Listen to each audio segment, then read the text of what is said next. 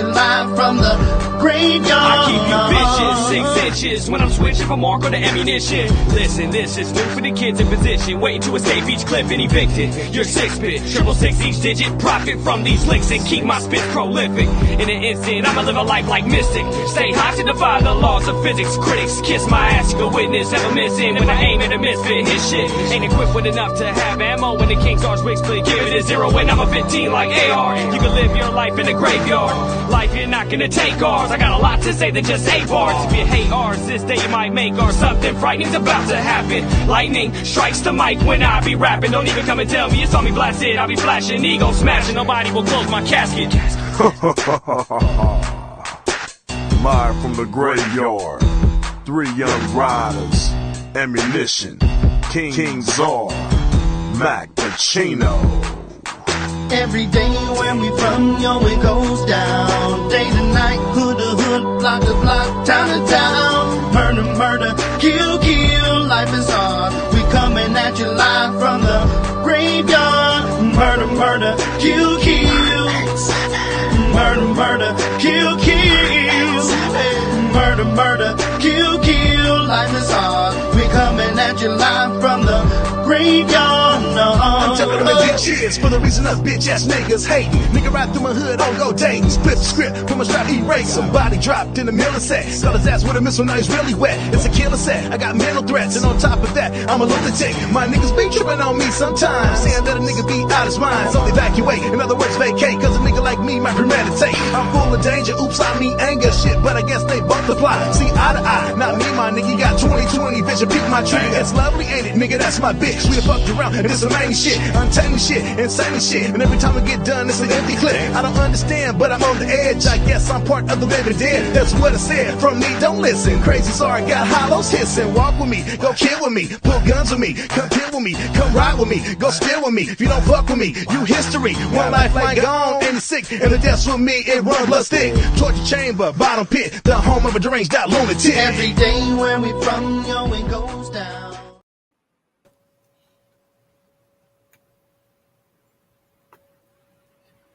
Murder, murder, kill, kill. I'm back to finish joint. Welcome, everybody to Talk U.S. Tuesday. Mr. Holmes is here. Ryan Thomas, tell him how you feel. I feel blessed, man, to be here Tuesday night. Okay. All right. Chocolate girl. Yes. I am here. I'm glad to be here. Okay, we also have a special guest, C Doubles, in the building. What's going on, C Doubles? Yeah, I'm doing good, man. My buddy Ron here wanted me to come on aboard and join, so I made sure got some scheduling cleared and made sure and jumped on in tonight. So we gonna talk it. Let's bring it. Yeah. Okay. All right. Well, listen. As we always start the show, off with our trash ass players. Now, trash ass players can be players, coaches, organizations, whatever you feel as though just wasn't right for the week. There's a week-to-week awards. Make sure we get that part out of the way. It doesn't even have to be So, sports. Ryan, It could be anything. yes, it could be anything. Okay, So, my first trash ass player. I seen this shit and I almost lost my damn mind. James Hartley. How you gonna pass the ball to the claw, then trying to block the man from shooting the damn ball? Where that do that shit at? Anybody? Let me know. You want to know what's so funny about that? What? James Harden when he played defense. That's the funniest part. Like, no. he don't play no defense. He played more defense on Kawhi Leonard, who is his teammate, than he played his whole time this season. What? So, I seen that shit.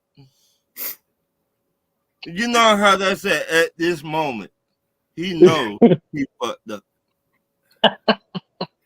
As soon as he passed the ball, he was like, oh, holy shit, I fucked up. At this moment, I fucked up. He in California smoking too much of that ooh-wee.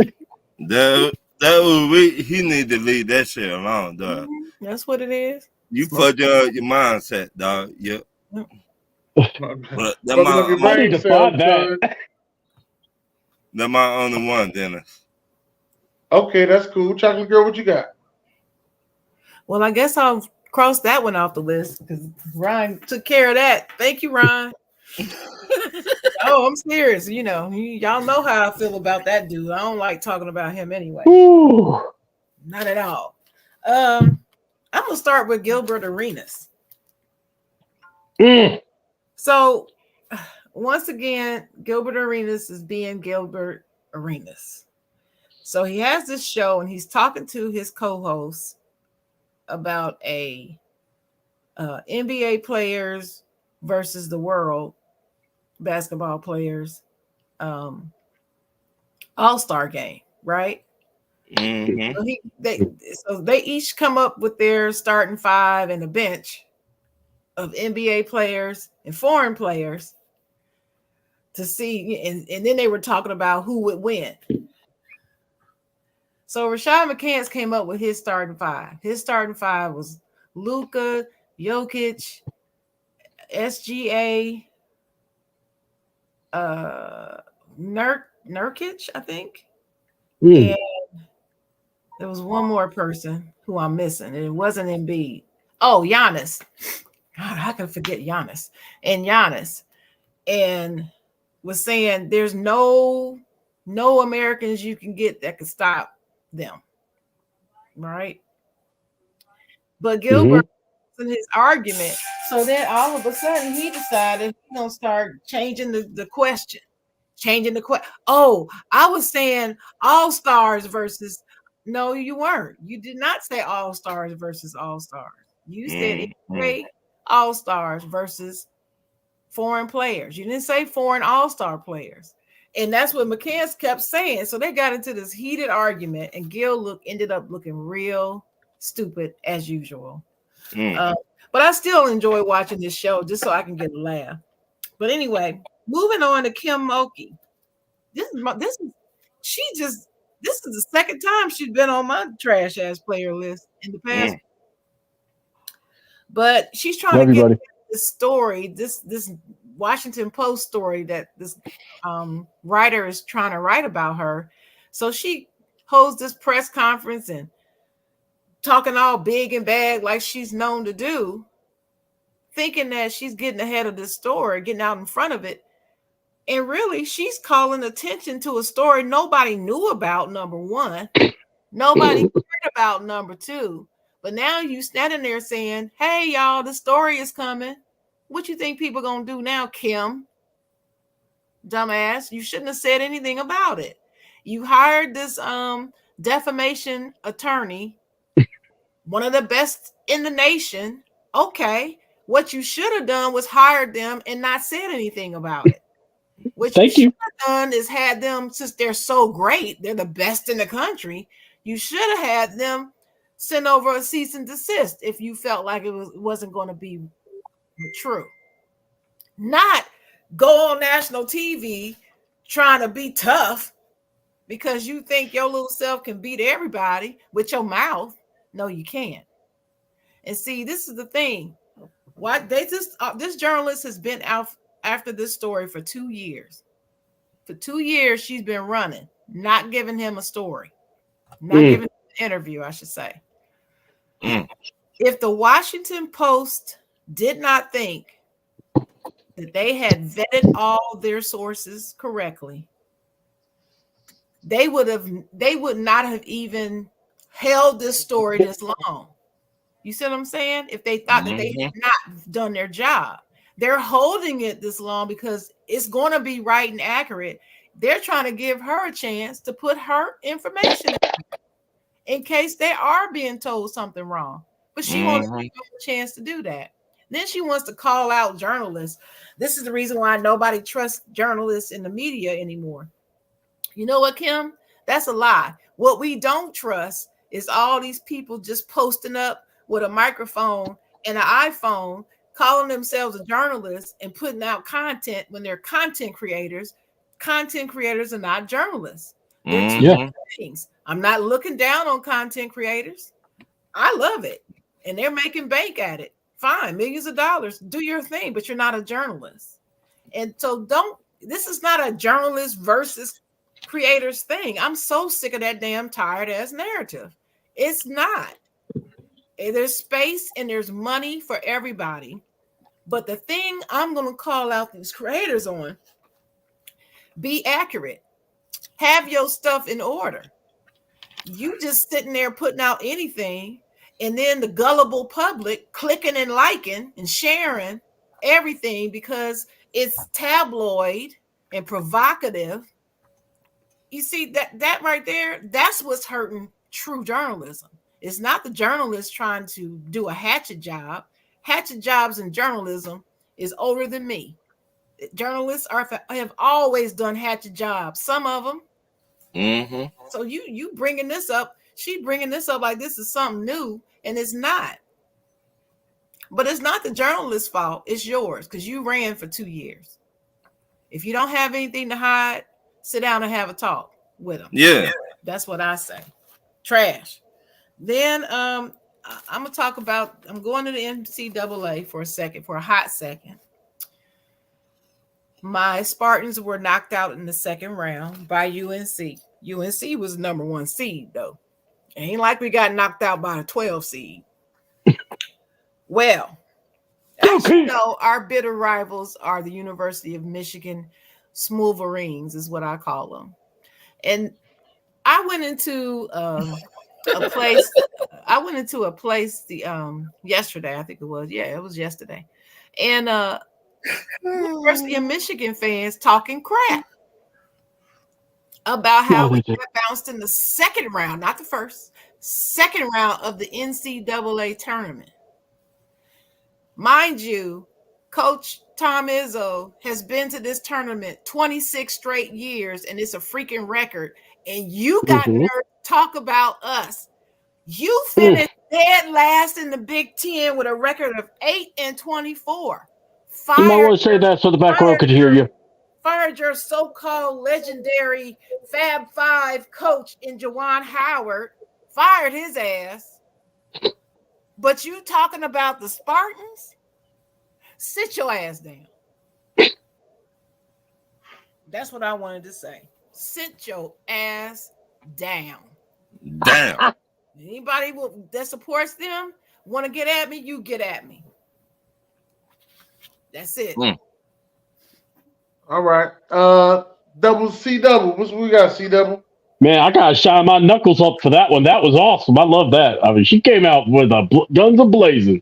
All right, all right. So I get what we're doing here. So allow me to pontificate, if I may, because I got a couple of issues that I saw that really just aggravated the hell out of me, and it deserves the honorable mentions.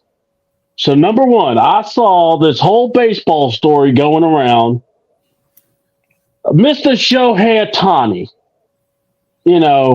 greatest baseball player ever lived. He could throw the ball. He can hit the ball. He's amazing. Gets this super contract. I think it's overrated, but that's just me. Well, his interpreter, I guess, likes to lay some action. And you can lay action, apparently, in spring training. I think you have a problem. And apparently, the man is laying some action. No, not like $20 here, not like $50. No, this man is going 4.5 mil. And everybody wants to go, oh, Shohei, he's being so humble. He's been taken advantage. Really? Really?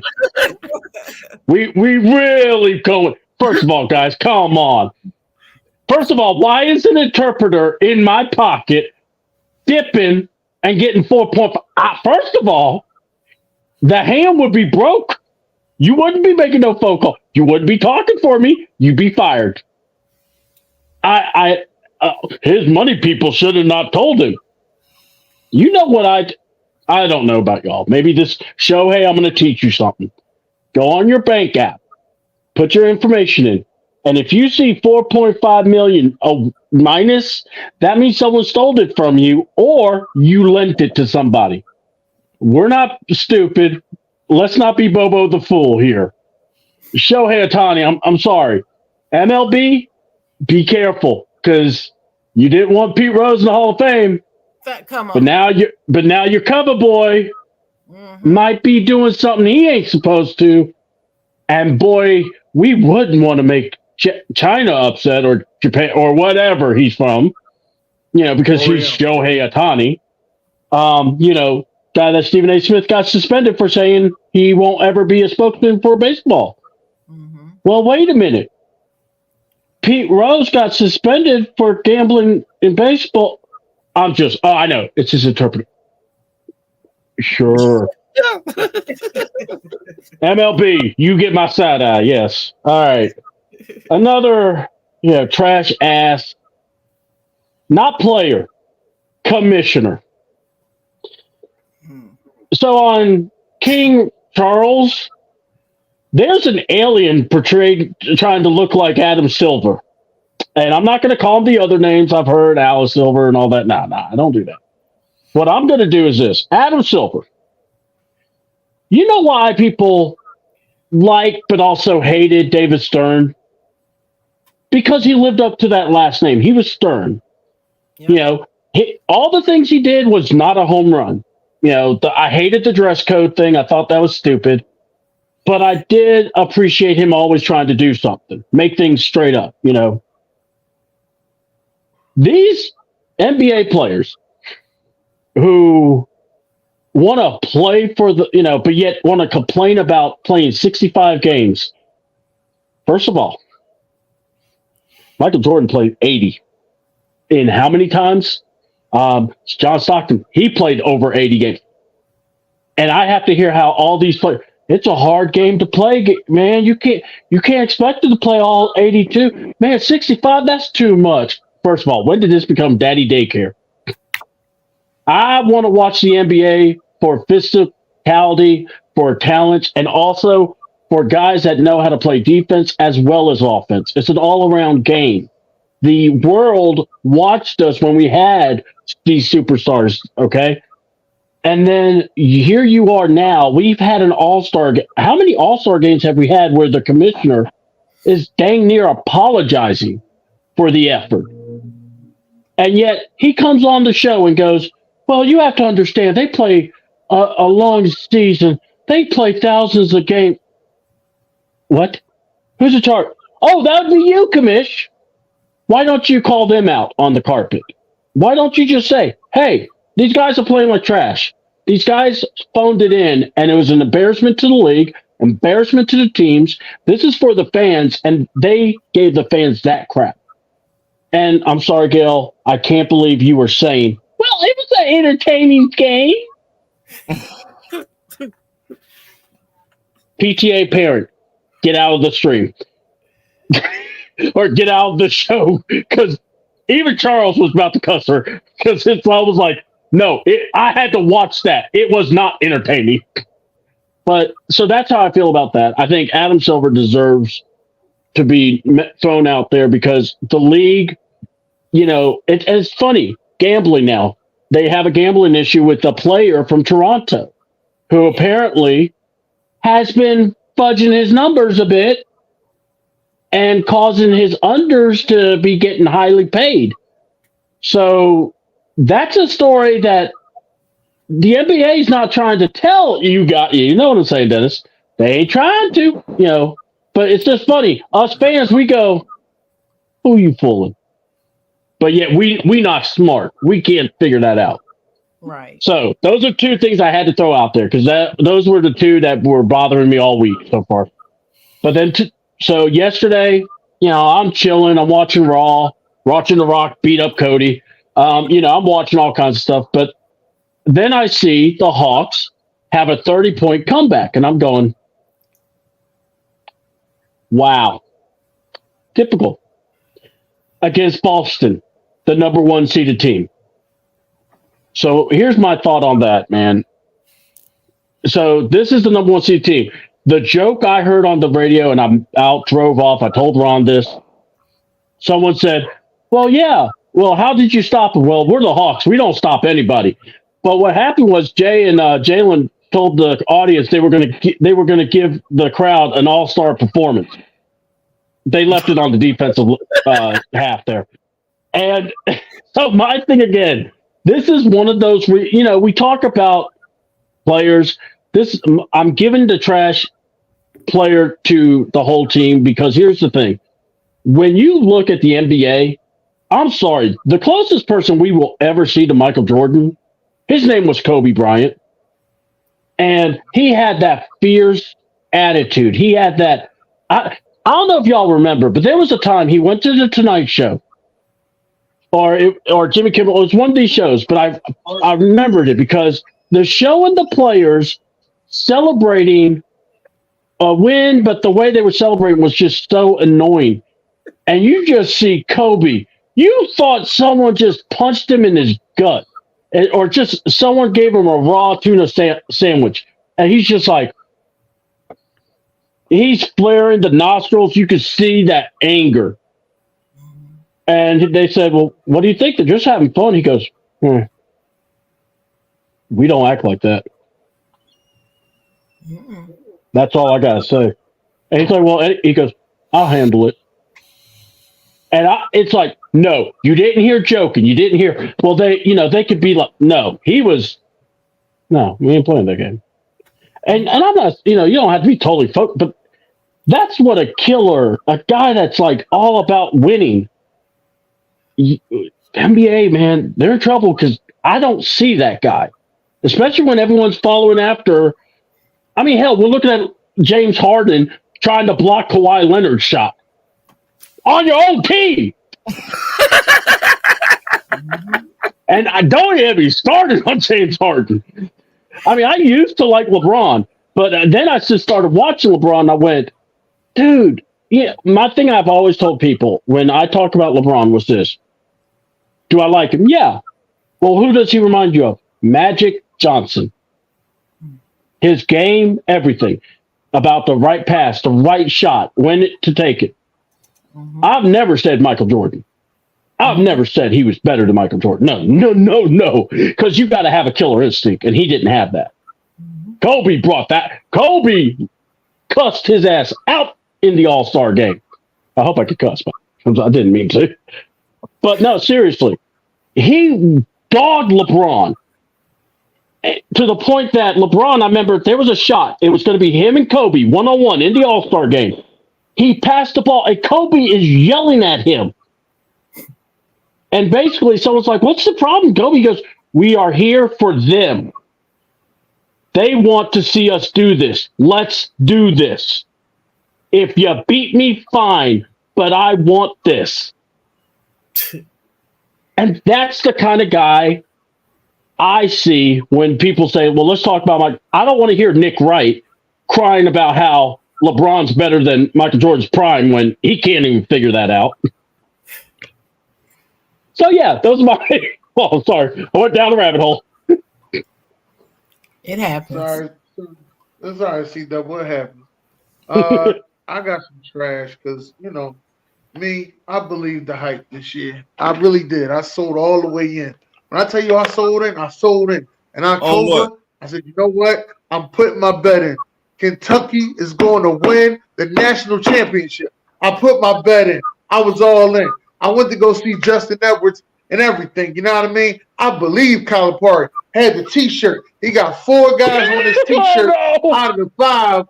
Out of the 5 guys on the T-shirt, 4 are top 10 in high school basketball. I said, there's no way he could lose. It's Calipari. He got it together. That's what he do. And that Waka, no, fuck that. That dirty motherfucker lost in the first round to a college I ain't never even fucking heard of.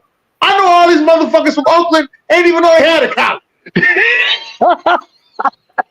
Who the fuck is Oakland?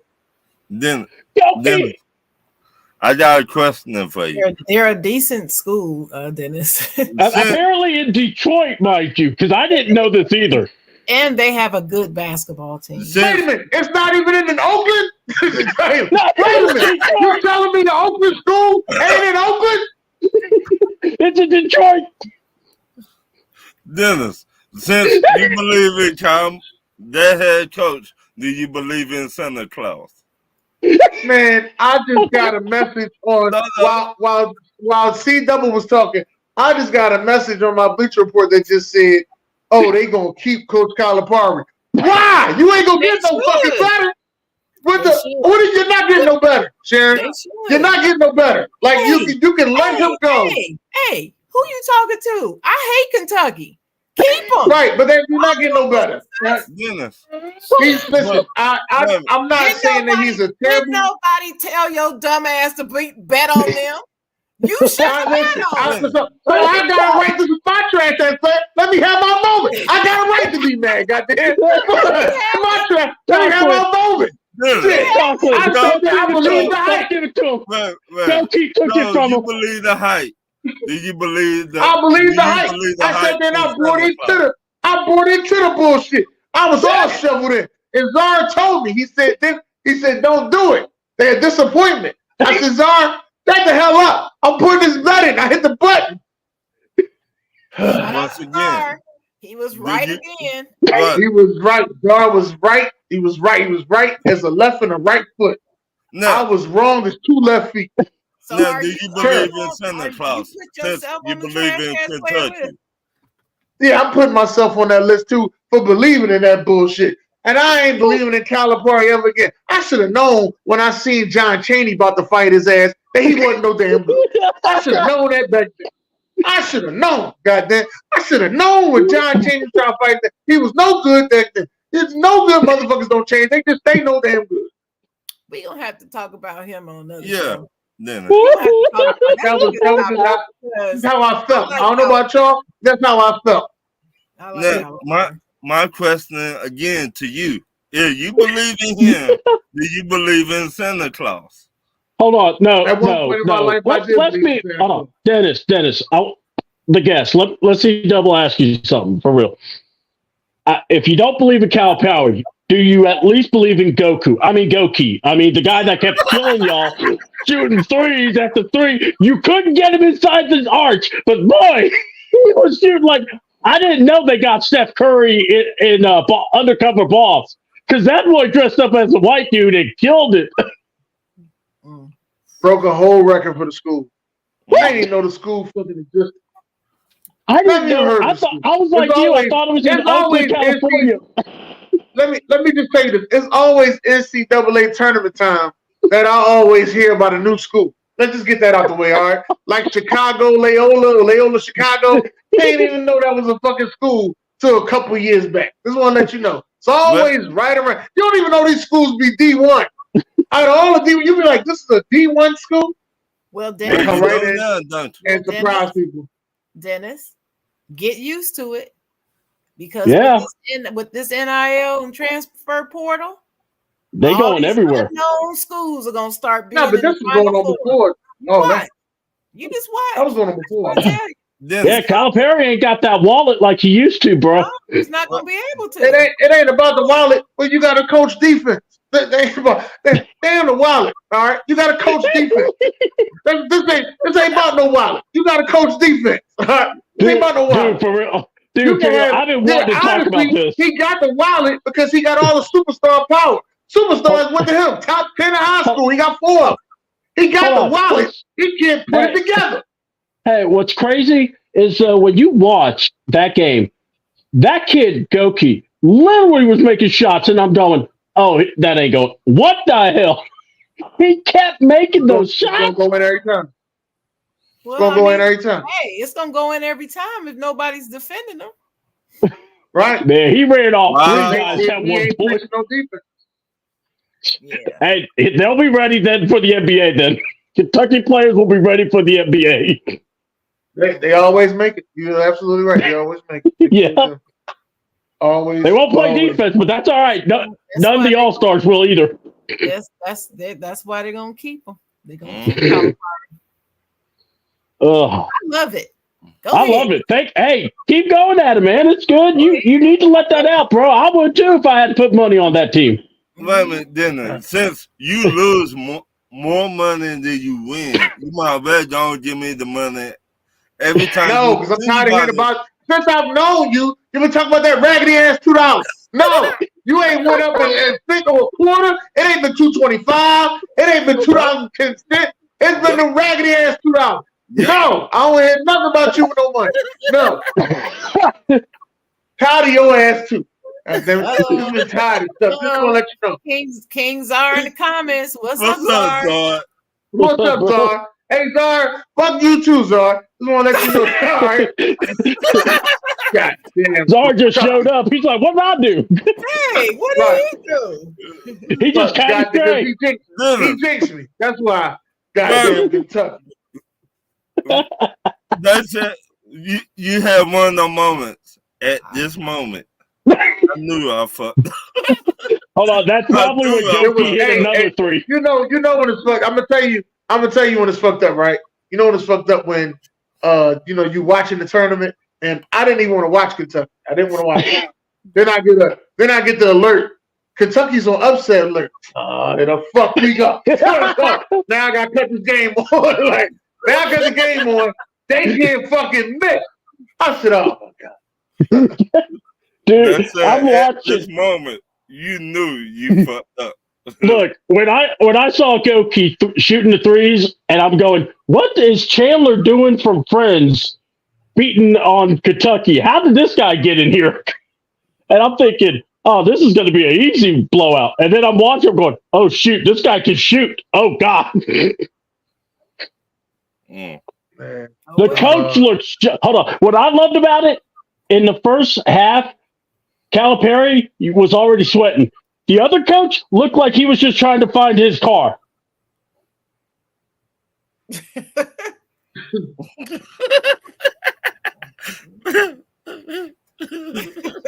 Coach, what's the game plan? I think I parked at C5. Where did I park? I mean, I really thought he just was lost. I was like, who's this homeless man? Oh, that's the coach. Yeah, let's get into the certified players. Certified players, Brian. My one and only certified player, the Tennessee Titans traded for the corner. What Gerardis? Oh, Snead. Yeah. And the man got a 4-year, $76 million. And how much of that's guaranteed? Let me say that one more time for people in the back. A 4-year deal, $76 million. I'll be damned. This motherfucker went from the homeless shelter in Kansas City and went to the White House in Tennessee. That's good. That's very good for him. Hey, he worked it. I wouldn't call it the homeless shelter because he Kansas City cannot afford nobody after they pay that D tackle. But but that D tackle's important. I don't think that they can't afford them. I just think that they're in a position that they don't want to pay nobody. Mm-hmm. Ron, you know how this is, man. You could get another corner. You can bring in if you bring pressure. It's hard to find good corners every year in the draft. Yep, I agree. But I think it ain't that they found good corners in the draft. I think they had some in the room. Yeah. And not only that, that's why they put the transition tag, and it was cool with letting him go for a 3rd round pick. Yeah, Ron, you know, what do we talk about when we're talking about drafting? We say we got to get pressure on that quarterback. Yep. You get pressure, you could get the ball from the other team. We have supposedly a top 10 corner that people want us to pay top money. Ooh. But what have we said? He doesn't catch the ball. He has 2 years back to back where he has 0 interceptions. You know who? Mr. AJ. You know, Mr. I'm on the milk carton half the time. That man act like Stevie Wonder out there. He don't see the ball. No, he can't catch it. He can't see it. Hold on. Y'all talking shit about him, but 90% of the time when I was growing up, a corner was a wide receiver that couldn't catch. I agree. But now So Dennis, not being able to catch the ball ain't that bad to me. Dennis, He don't I give up get that you. much big shit either. Hey, but Dennis, when you are the number one corner and you're going against the top guys, should you at least accidentally get a couple of interceptions? No, I'm not saying he should. I'm gonna say, let me say, if you're a top corner, what you shouldn't do. You shouldn't accidentally give up a deep ball. No, you shouldn't thank you. accidentally give up an easy catch. That's what you shouldn't do. Let me say this, Dennis. He gave. I'm not here for interceptions. I had a guy used to get 6 interceptions a year, but he also get burnt on a deep pass on a double move. So it depends on what you want. Do you want those 6 interceptions, or you want to be burnt toast? The man gave up. Wait a minute. The man gave up the penalty draws like he was at 112. Stop it. Stop it. He hold on. He may have not given the draws, but he sure didn't mind giving up some big plays. How about that? He gave up the draws, the pennies, everything else. All right. Y'all keep talking shit. You'll fuck around and end up. You fuck around and end up with the corner I had. Then you'd be like, just give me anybody but him. I mean, keep talking. A lot of people be talking about, I don't want him. I don't want him. Like that, like Cowboy fans be like, I ain't want that Prescott. Okay. You'll end up with Mitchell Trubisky. Keep fucking around. Oh God, please! Is there God? If that happens, you better start. You better start learning how to appreciate some shit around here. All right, keep fucking around. Hold on. If Mitchell Trubisky goes to the Cowboys, God has heard a prayer. I'm loving it. Oh, because you already hear Dallas fans. Well, hold on, Ron. What do the Dallas Cowboy fans say? Oh, you know we're gonna bring the best out of him.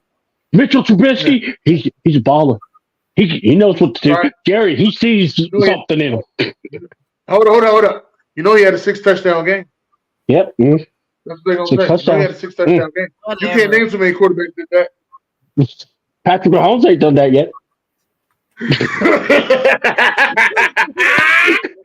Raise your hand if you've heard a Cowboy fan say that or not. Oh shit.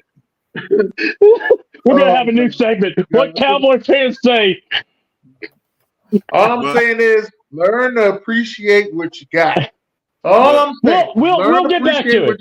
Yeah. But that might own himself out player though. So Okay. What you got, Chocolate Girl? Oh dang, I'm about to fall asleep. Let me see. Oh man, we're bringing so much excitement tonight. Let me go to my Spartans again. Let me start with my Spartans. My Spartans football team. You know, we've been through hell over the past 2 or 3 years now. Mm-hmm. And we finally got another coach. He brought in a whole new coaching staff. And so I was watching some of the interviews with the players and some of the new coaching staff, and I'm feeling really, really positive about this upcoming season. We've got some good guys. We kept some guys who said that they were going to leave after that whole Tucker debacle. But then Tucker, that's the that was the Georgia defense coordinator. Yeah. Hey, so Tucker, the touch me, tease me coach. Yeah. But now that they got this new coach, a few of the best players on the team decided to stay. So watching them talk about, how good they're feeling about this new season was positive for me. First time I saw them looking alive in about 2 years. So shout out to my Spartans. I'm going to move to I'm going to give my hats off to UNC, who's number 1 seed in the tournament, and Duke, who's number 4. After losing their legendary coaches, they made it back to the big dance. So that's saying something, y'all. Everybody doesn't have a Coach K like Duke had all those years. And you made it back to the dance and you're a 4 seed. That's something to be said. So even though UNC put us out the tournament, I'm still going to give my hats off to them. Moving to the women, the University of South Carolina, the other USC. Better USC is what I say. And Coach Don Staley, such a classy woman. You know, that old ugly ass Jason Whitlock says some terrible things about her, the way that she has her girls playing. And she just rose above it and, you know, stuck to what she knows and has those girls winning. And that's it. Yeah. You know what I noticed about him? To fire back. She don't have to do any of that. She lets her game speak for her, which is smart. You know what I noticed about him? He has to say something bad about somebody that's doing good. Yeah. Other than that, he has no show. Like he really has nothing if he don't talk about somebody that's doing good. I believe it's weird to me. Like about anything good. He doesn't even talk about. That's why I'm just sitting there thinking about. I'm like, what the positivity does he have to say? You don't have nothing. Nothing. I believe that's his gimmick. Yeah. I think that it's gonna run low because people like I really don't even know what he comes on, but people are really just gonna start tuning him off, and then he gonna disappear. They're gonna Freddy Krueger his ass. Watch. I hope so. I mean, Freddy Krueger can't get you if you don't go to sleep. What? They're gonna Freddy Krueger his ass. And that's why I'm a night owl. Anyway. my last certified players is my Pittsburgh Steelers. I've liked the moves they've made in this free agency and so forth. And I'm feeling pretty positive about the season. I know you depending on who you talk to, you have people liking our quarterback room and some not. I'm in a wait and see mode, but nothing could be worse than what we had in there last season. So I'm feeling positive about it. I'm glad we finally got rid of Mason Rudolph. I don't care what anybody says about, he wasn't that bad. We should have kept. I don't want to hear it. I'm glad he's gone. And I'm definitely glad that Trubisky is gone. So it's gonna be epic. It was an upgrade. Both players are an upgrade to me. And I believe that the Steelers will be able to work with Justin Fields and give him the coaching that he needs that he didn't get at Chicago. They didn't know how to use him. Every coach can't coach a quarterback like Justin Fields. It's not that Justin is trash. They didn't know what to do with him. Mm-hmm. That's it. Mm-hmm. And they can admit that. It's nothing, bad. It doesn't mean he's a bad coach because Justin Fields is not your typical quarterback. And I say that about Sirianni. Sirianni knows how to coach our boy Jalen Hurts. He knows how to coach him. If Jalen was on Baltimore, he would not have success. Even though Jalen and what's his name? Lamar are similar, I don't believe he would have as much success as he has being on Sirianni's team. I don't believe that. Because I believe coaches need to know, certain coaches can coach different types of quarterbacks in different ways. That's how I see it. So hats off to my Steelers and the move they made. I'm glad everybody's feeling positive about it over there. And I'm in wait and see mode. I'm excited that y'all got well, I'm a little upset that we didn't get him, but I'm excited that y'all got Cordell Patterson. Mm-hmm. Well, yeah, I heard that today. I'm glad we got him, but I'm still most excited that we got Patrick Queen. I'm just finally. Okay. Yes. I'm so happy about that. Yeah. He's gonna pay dividends. We had to help him upgrade from being on that dirty ass Ravens team. Ouch. So I'm very happy. That's what that heartburn, yeah. She just shot the strays on the Ravens. Ravens team. Dirty. That's what that heartburn, yeah. Stay in sports. Not so happy. Yeah.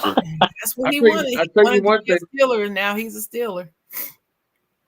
I tell you one thing. Well, if I was a Ravens fan, you'd be giving me a lot of gas right now. Gas to do what?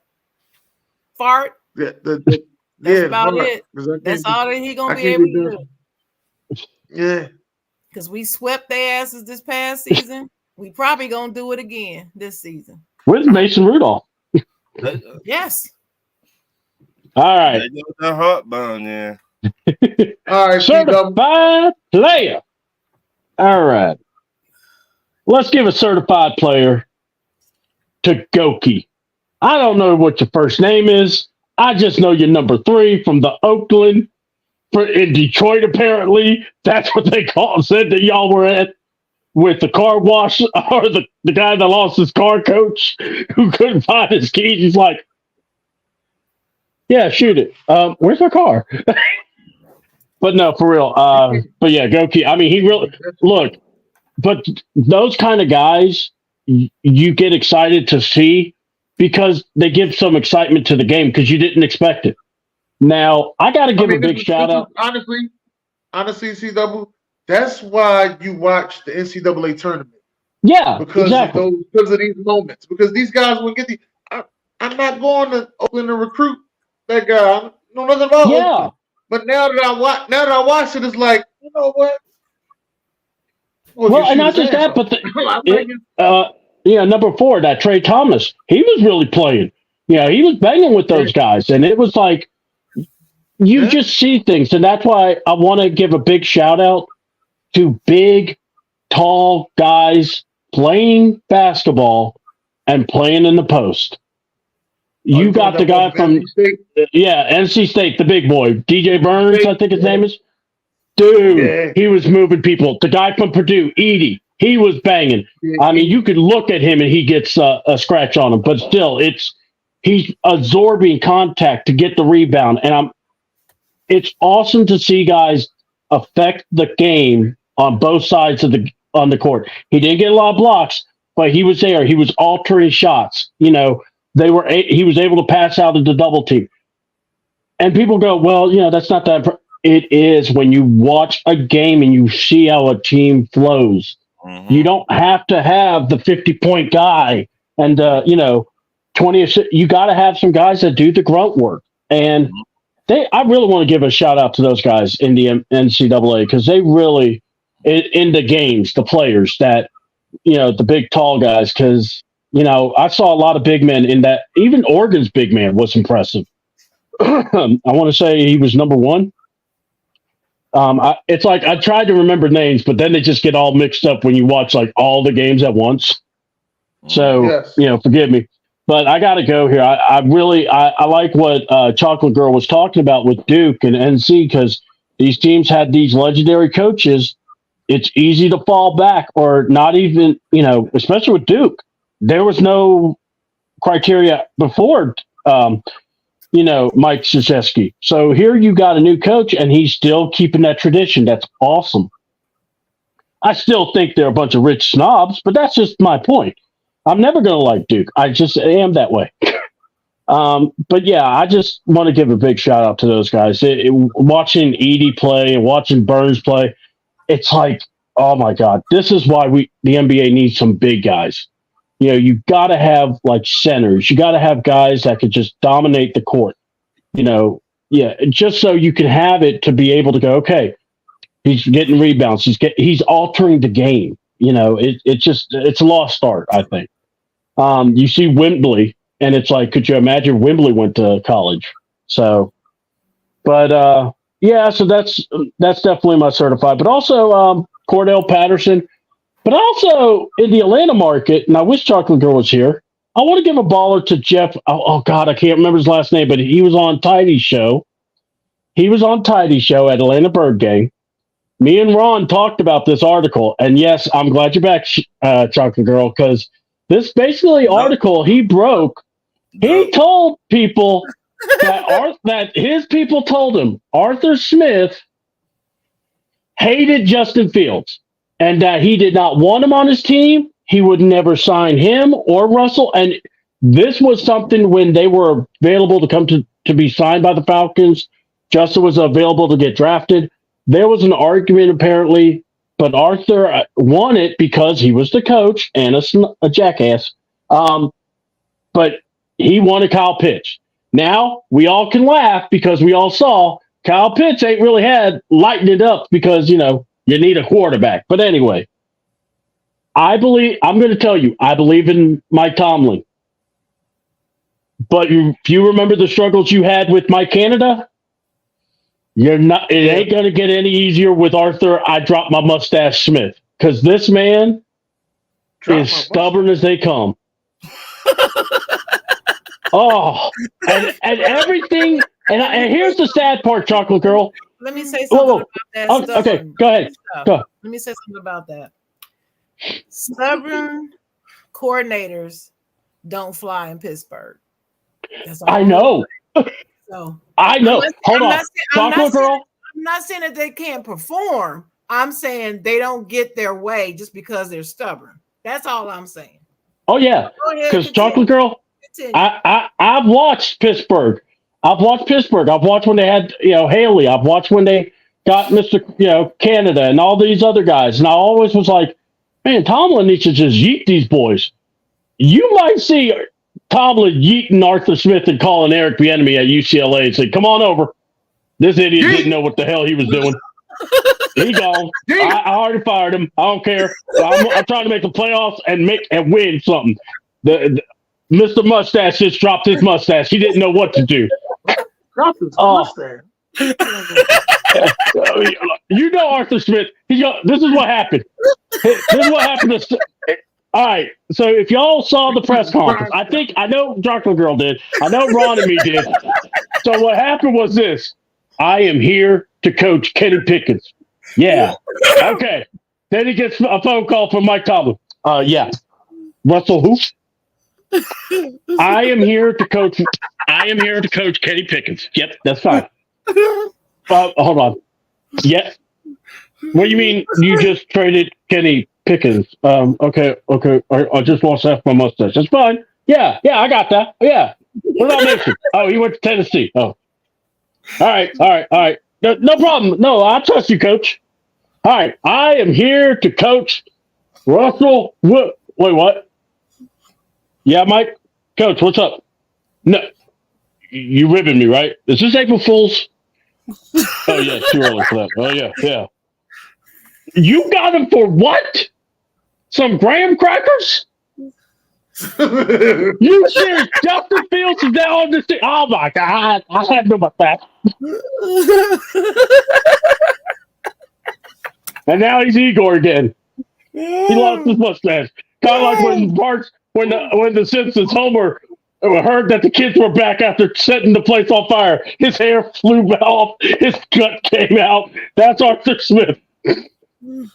Oh, shit. He is this man.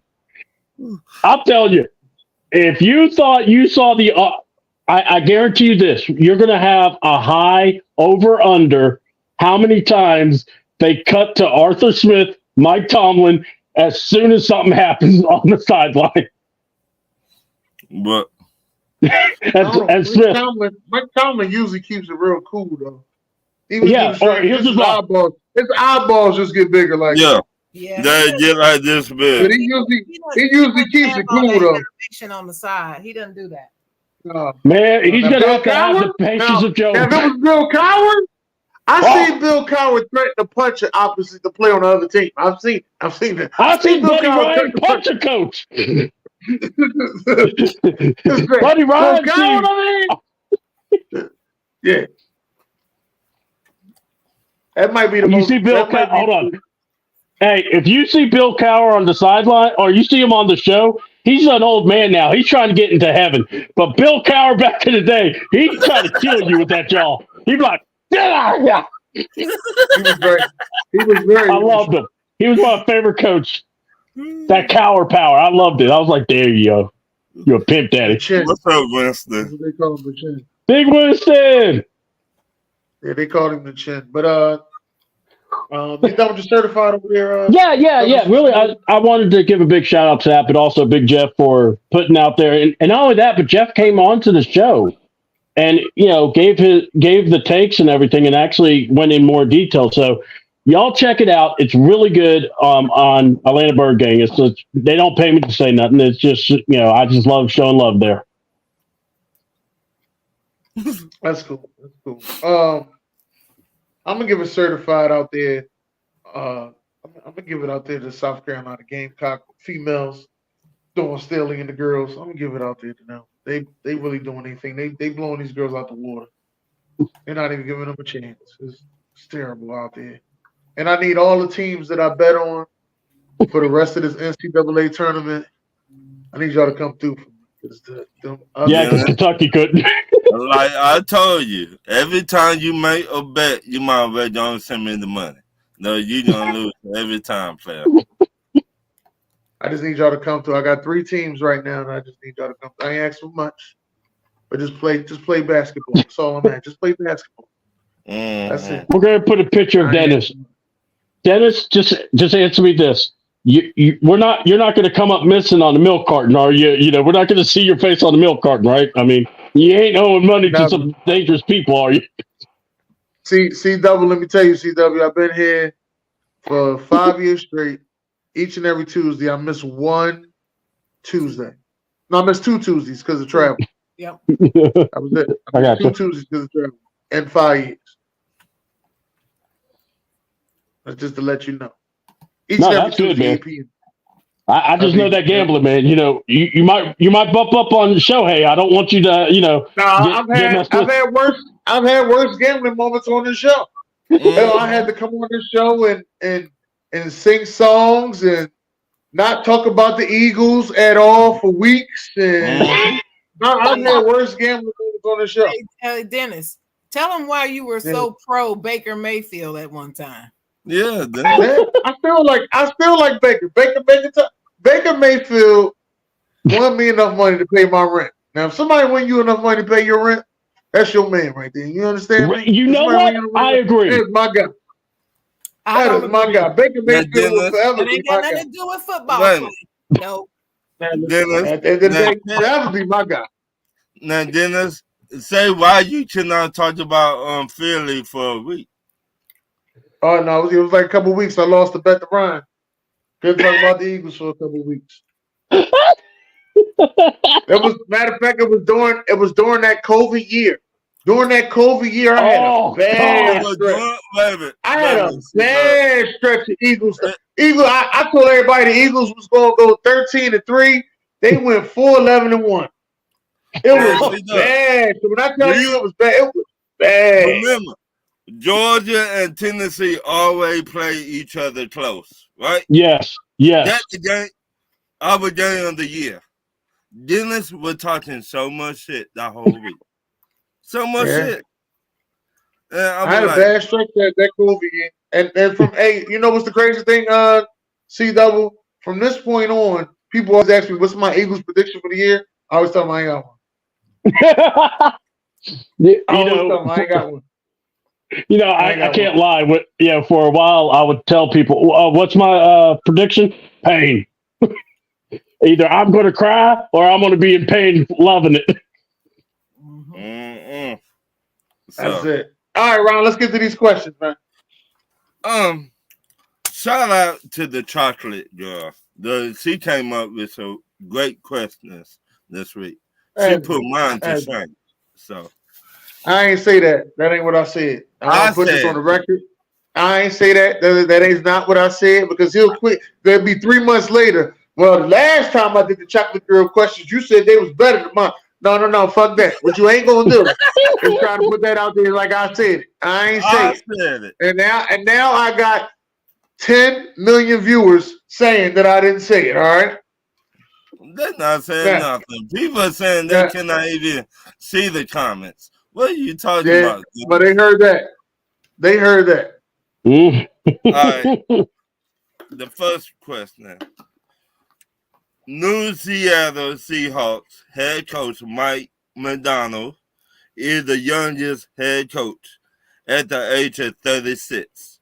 Do you think he has what it takes to get this team to the NFC Simmons finals game this year?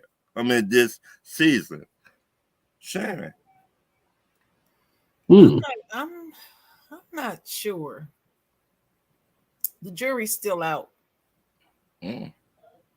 That's where I sit. The jury's still out. I'm not sure on that. The semifinals, I'm not sure. I think he'll make the playoffs, but I can't say for sure about the semifinals. Dennis. Hell no. I mean, he's one hell of a defensive coordinator, though. What? Yeah, he's a good. This is his first season, so we'll see how he does in that difficult division that's dominated by the 49ers. So at this point, I'm going to say, hell no. Yeah. I'm going to make this. Though. Yeah. I'm gonna go no, but it's not because of them. I think you can't look past St. Louis. I think they're going to, or St. Louis, Los Angeles, the Rams, wherever they want to stay in, the Rams, because I'm not going to bet against Sean McVay, especially, I don't know about y'all, but man, they were clicking at the end of the year, and Stafford, you're going to have another year of Cup. You'll have a year of Puka Nacua. You're going to have Kane Williams. That defense, even though they lost McDonald, I just believe that they're going to find a way. And everybody challenges everybody in that division. And I think San Francisco is going to come back to the pack a little bit. I think we're going to start seeing that, because not only that, you all do know that San Francisco's new defensive coordinator is the Los Angeles Chargers ex-head coach, that moron. I don't want to say his name, because that might, that it's almost like the equal of Dan Quinn, kind of stupidity. But yes, Mr. Stanley, oh God, how can you like a guy named Stanley? Anyway, but yeah, but I think the Seahawks are going to be good, but I don't know if they're going to get enough wins to sneak in, because I think the NFC South is a little bit better. I think the AFC North, even though, Minnesota may go down, watch out for the Lions. You got the Packers, and the NFC East is going to be a grind. So, it's going to be interesting. I think it's going to be closer than what people think. C-Double, I didn't know if you noticed or not, but the NFC East is the greatest division of all time. I just want to let you know that. Oh, God. I've been saying look, just do me a favor. If you eliminate the Cowboys or make the Cowboys season over, then I'm okay with it. But if y'all get eliminated by the Cowboys, we're going to make fun of it, man. Come on. Don't put that evil on us, man. I would say Seattle, no.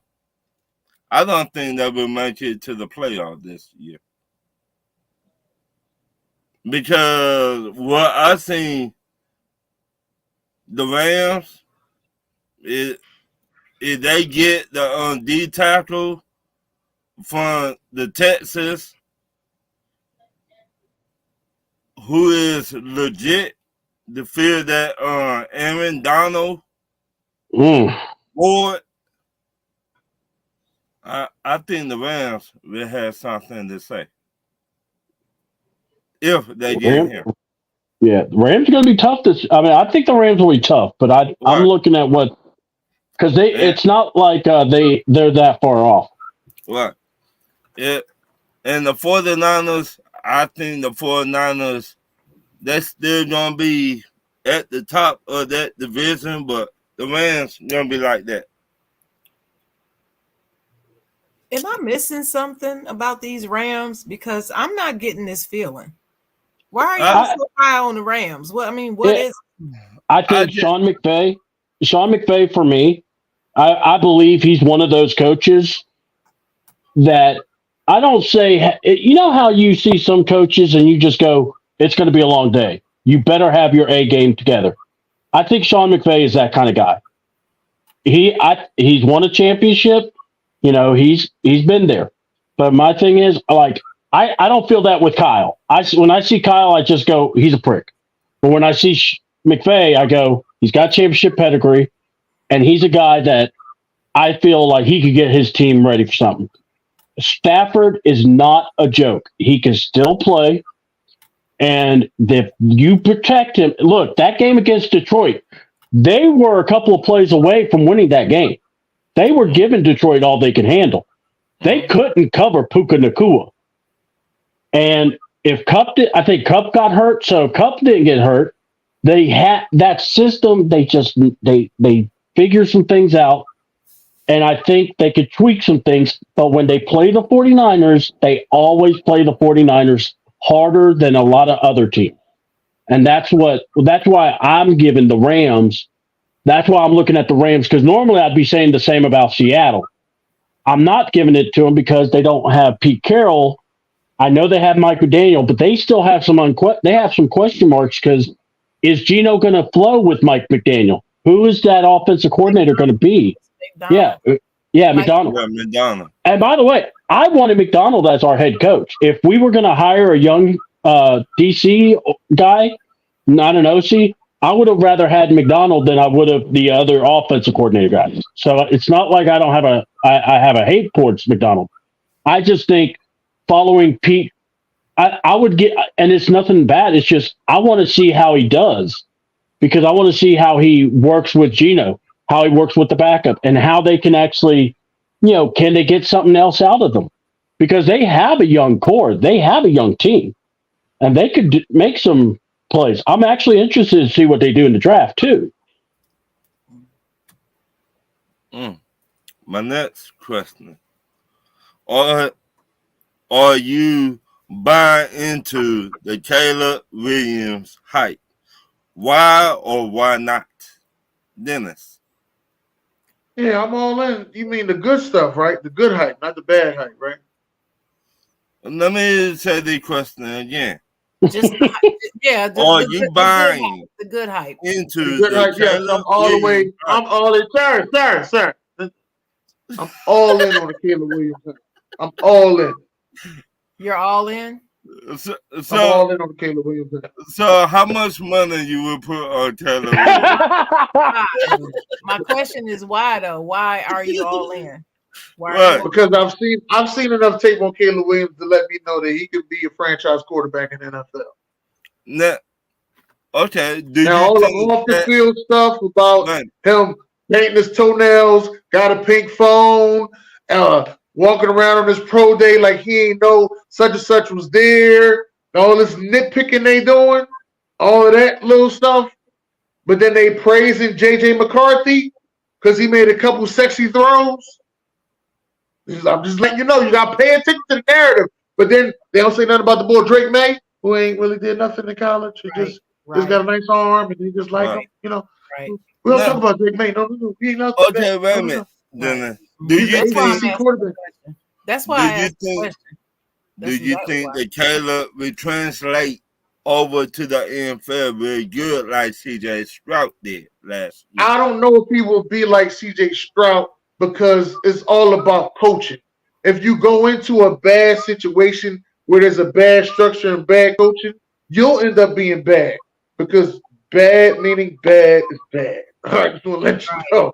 All right, so it's all of these things that factor in is more so what's going to happen. Like I don't have true belief in the head coach in Chicago. I don't know about this new offensive coordinator that they got. I'm not 100% sure that everything's going to work in Chicago. The GM, he almost had me. GM almost had me. Then I don't know. I think Pittsburgh got some dirt on him. That's what I really think. I don't know what's going on over there. But ain't no fucking way in hell that Pittsburgh just keeps swindling his ass for all this shit. I just don't know what's going on. I don't know what dirt they got on him. I guess they caught him cheating on his wife. They got them bitches. They keep calling him, but yo, I need a favor. What you mean you ain't doing a favor? What you mean you ain't doing a favor? You want me to hit that send button to your wife? That's what I thought. You better send that over here. Well, all right. And you the one that said, such a boy every year. Yeah, but he lollipop. All right, it's a little different. He is lollipop. He lollipop. Hey, you ever see the girls suck on a lollipop on a hookah? and then blow the air out. He the hookah lollipop. That's the one he the hookah lollipop. That's You what know he is. what whatsoever, dude. No, just telling you, they got dirt on that man, and he don't want to talk about it. But Senator, what you got for me? I done forgot the doggone question. Oh, I'm still on the fence. I'm not convinced. Not convinced that he could be a franchise quarterback yet. So, and it's not about the extra stuff that they're talking about. I know how to look through the, ignore the noise. The bullshit. But I watched him play. I watched a few of his games, and he just didn't do it for me. I don't know. So you don't think it would translate like C.J. Stroud did last year? Well, first of all, you got to stop asking that question because C.J. Stroud is an anomaly. That's not going to happen. That the lightning don't strike twice in the same place usually. And what I mean by that is him coming in and landing in the right spot, getting the coaching that he needs, and performing the way he's performing. That same thing probably wouldn't have happened if he was at a lesser organization. See what I'm saying? So that therefore, like Dennis was talking about, bad plus bad is bad. Chicago is not whatever that place is. What is that? Houston? It's not Houston. Yeah. Well, I can say Houston is actually a bad organization too. Yeah, they are. But for some reason, dude came over there and he had a pretty good season. He won Coach of the Year. Y'all gonna see, just like Dabo, he's not gonna do it again. So anyway, he won it though. Y'all gave it to him because y'all were so enamored by a rookie coach and rookie quarterback. Oh, he deserves it. No, he didn't deserve that. He didn't deserve it. But anyway, that's where I stand with it. I'm just not convinced. And I do not have any expectations for any of them to be like C.J. Stroud because I knew C.J. Stroud was special before he even got drafted. And I told people, stop downing this boy. He can play. He can play. I grade quarterbacks pretty good, but I sure was wrong on Kenny Pickett. I was wrong on him, but I was right on C.J. Stroud. So, all right. What you say? Me? No, C double. C double. All right. Hey, what's up, my fam? Hold on. I found my crying towel that Caleb left back here. Gotta put that away, my guys. So, do I believe in the hype of Caleb? No. I mean, no. Because of who he's being compared to. When you are hearing people saying he's the next Patrick Mahomes, didn't Pat Mahomes play behind somebody? Yes. Is Caleb going to play behind someone? No. Difference. And we're talking about coaching. It was Andy Reid that went and took a chance on Patrick Mahomes, being ridiculed by a lot of people saying this was a stupid move to trade, to go get Patrick Mahomes. Look at him now. Now, Caleb, is he going to Andy Reid? No, he's going to a guy that needs to save his job. And let's be honest, has Matt Eberflus really did great with Justin Fields when he had him? No. So these are my things that I'm seeing. And then when you hear, it's like what y'all were saying. You could read through the BS. The thing with the organization that he wants a playership, ownership, all that don't mean nothing to me. He wants to have it the way he wants. Look, when you show up, are you going to be a man or are you going to be a whiny boy? Chicago's got a way of toughening you. Mm-hmm. And this is what we got to see. Can he handle being under Chicago? Because here's the thing.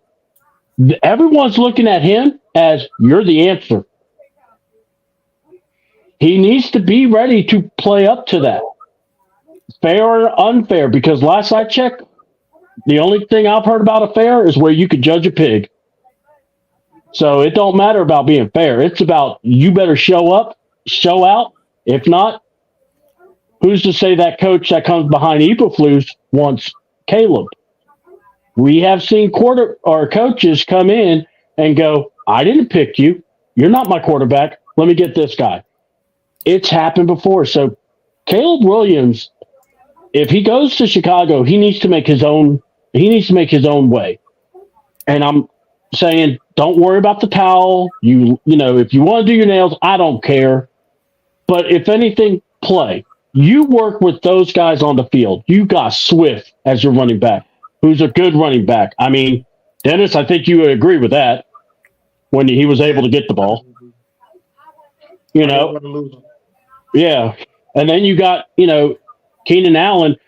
The only question I have for Keenan Allen is, you're not playing in the West Coast. You're going to be playing in that up north where that weather ain't going to be so nice. Hope you're ready for that. I want to know where his arthritis, could you? Ron, there's no joke, man. That cold makes you feel old. That wind hits you, and you're like, damn, my cataracts bothering me. I got to go. I'm sorry. But no, man, when I see Caleb Williams, I don't want comparing him to Patrick Mahomes, and that's what a lot of people still do, which y'all seen the shows. It's almost like a gush fest. But when I say I don't buy the hype, it's just I don't want to buy any of it because I'm going, it doesn't match. No one's trading up for him. He's not playing behind the quarterback. If he was, then we could say, oh, that's like Patrick Mahomes style. Because Patrick Mahomes was, and people don't talk about that he played behind Alex Smith, and that did help. I don't think he's they're gonna give him hype like that anyway, but I don't Yeah. To me. But I do know one thing. He's coming out of that Oklahoma system, and they have produced three current starting quarterbacks in this league, so he'll be the fourth. Yeah, but you know what? I'm afraid he's gonna end up like Trevor Lawrence. Everybody said all that hype about him. He's gonna be this, he's gonna be that. Oh, he's sunshine from the movie and all that. And I'm like, I said that a lot. I'm like, dude is not gonna be good. And I keep hearing he's gonna be good. I'm thinking, well, what? He got Peterson now. Why ain't he good? It's like I don't understand what's going on. I mean, I'm being sarcastic. I didn't think that he was going to be good anyway. So, to me, I just feel like Caleb would be good if he would have went somewhere else. No, I think Chicago is going to be okay for him. I think he will still be a good quarterback. Okay, like I said, they got the weapons out there for him, and I think that. But once again, you got to have a coach that knows what the fuck to do. Right, because that is a big problem. But if he don't do right, they'll get rid of him. But they should have been got rid of him. I know it, but they gonna give him a short rope. That's on them. That was I think that's one of the biggest mistakes they made. You can't pronounce his name, no way. He need to go. Yeah, Eberflus. Yeah, Eberflus. I don't trust this man whatsoever. I don't trust his coaching. Everything. I don't trust him whatsoever. Mm-hmm. If Caleb Williams would have went somewhere else, I would be like, you know what? And to sit behind somebody for like 2 years, you know what? Okay, he's going to be good. He's going to be good. He sit behind somebody that been in the league for a long time. A long time. That to teach him the ropes.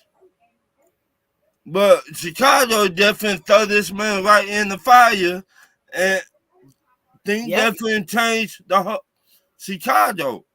They are notoriously bad with quarterbacks. So, always have. So it's like, do I throw the man in the fire soon as I draft him, or do I let the man sit behind somebody that be in the NFL? Well, how about let me ask this question. I'm sorry, Dennis. Go ahead. No, I just said they're gonna throw him right in the fire because He's the number one pick. This is what they do. So, all right, question. Let me ask this question. I want to piggyback on this. If not Chicago, what's the best place for Caleb Williams? Let's just say Chicago says we're trading the first overall pick again. Who would you be like, this team needs to go get Caleb? Well, if y'all didn't make the dumbass move that y'all made for Kirk Cousins, I would have said y'all. You know what? I'm not taking no Kirk shade up in here. But since y'all made the dumbass move for Kirk Cousins. Watch your mouth. Watch your mouth. That's my quarterback. Watch your mouth now. Yeah, that's what you got to say now. You got to deal with that. But I like that. I would have said, how about Minnesota? Nah. How about Ron? You stole my fire. Ron, you stole my fire. Yeah, those are the two teams. Actually, I was thinking, if the Raiders, yeah. Hold on, and here's an idea what you could trade. Because we're talking. Got somebody that been there to teach him. Mm-hmm. And here's the thing: if you go get the Raiders, who's to say you couldn't offer Devontae Adams to Chicago? You're still going to get the 13th pick, and you're going to get their next first-round pick. You may get their second. You're going to have ammo. It's not like you're not going to, and you already have the 9th pick overall too. So you could still make a, bundle up. But my thing is this: I could see the Raiders. Minnesota's not that far off either, because they could make a deal to try to get Caleb. And if they're going to rebuild, you can. This isn't about. You got to not look at what is for good for Caleb. You're looking for what Chicago would take. Right. And if Chicago could get like a Justin, and you still are within range to get a quarterback. I think Minnesota will be the. But you giving them a wide receiver wouldn't be a good idea. Well, no. I'm just saying. Yeah, I'm just saying that they could go. Like what I'm saying is, if Minnesota, let's say, did all those picks to go to number one, what they're doing is saying we're getting our rookie quarterback, and we're starting over. And if they trade Jefferson, which if they had to, what they're doing is starting over. They can now rebuild with a new quarterback. See, and hold on, and you're pairing that coach O'Connell with Caleb, which I think is more stable than Eberflus. I'm just saying. Look, if Caleb was to do good with the Bears, I think it's going to be a miracle because I don't trust Eberflus. Listen to the name. Go back, and you said it a while back, Sharon, and then it's coaching matter. It does. Mm-hmm. Your system matter. And the biggest thing that they have to do is beat the Packers. The Bears have to beat the Packers. They got to beat the Packers. Because they beat Detroit, they beat Minnesota, but they haven't beat the Packers. The Bears got to beat the Packers. And all that being said, but you know what, Dennis? I like Jordan Love. I do too. But look, I like Jordan Love. Look, Sharon, the difference between Caleb Williams and Jordan Love. Jordan Love sat behind Aaron Rodgers. Mm-hmm. And even though Aaron Rodgers didn't want to teach him anything, right. when he learned. When you are a self-motivated individual, you can learn from anybody. They don't have to try to teach you. And by the way, how many complaints did we hear from Jordan Love about having to sit? That man took all that medicine. He learned. And here's the thing. They had a collapse against, they should have beaten the 49ers. So they're not that far off. That team, LaFleur knows what he's doing. Hey, Dalton said the Redskins. What about the Redskins? See, Coach. If Dan Quinn, if Dan Quinn was not there, I would have said Chocolate City. Yeah, but because Dan Quinn is there, y'all have got to let that bad never go. No, I will never let Sergeant Logan alone. Sergeant Slogan took something from me, and I will never have it. Slogan took it, and the frat face Shanahan. How many people are y'all blaming for this? Come on. How many people are y'all blaming for this? Wait, Dalton. Yes, that's what I'm talking about. I'm talking about Caleb Williams. Yes. Yeah. Going to the Redskins. Yeah, I mean the Commanders. Okay, go ahead. How many people are y'all blaming for this 28-3 loss? Let's just get this out here. Hold on. I'm always. Oh my God. That's why they don't like that. So anytime Dan Quinn do anything good, they upset. And anytime Kyle Shanahan do something good, they upset. Soon as Kyle Shanahan lost in the Super Bowl, I told you can't win the business. So I just want to who are y'all upset with? When I told you it was Matt Ryan, y'all told me I was wrong. I got this one. All right, I'll let you get it. I got this one. You've been asking for a long time, Dennis. I think y'all give you your own medicine. When you lose 3 Super Bowls, 3 of them, what else to be said? And you had double digits in all of them. That motherfucker still y'all damn job. Why? No, don't get on me now. I'm asking why you mad? Because I can't stand this retarded son of a bitch. That's what I'm saying, see, and that's why you got problems in your time out. That's why you got problems in your organization. You don't lose the playbook before the Super Bowl, Dennis. Listen, that's why you have problems in your organization, sir. Because you're still mad at the old stuff. No. I'm gonna break it. Can I break it down to you? I will not take your badge. You carry your own damn badge. How you gonna lose your own damn playbook? Again. Oh my God. This is why you have problems in your organization. As fans, y'all got to do better. You do right. Y'all do better, they will do better for you. Dennis. Is that simple? You do right. Tell that to somebody that know you. I know you. I've been around you 5 years. I'm telling you, when you do better as a fan, they will do better for you. You know what's crazy? It's the fans' fault. We lost that 28-3 lead. Failures now. For your now failures, yes, I blame the fans. Yes, we are at 28-3. We're the reason. Like now, y'all mad at Arthur Smith.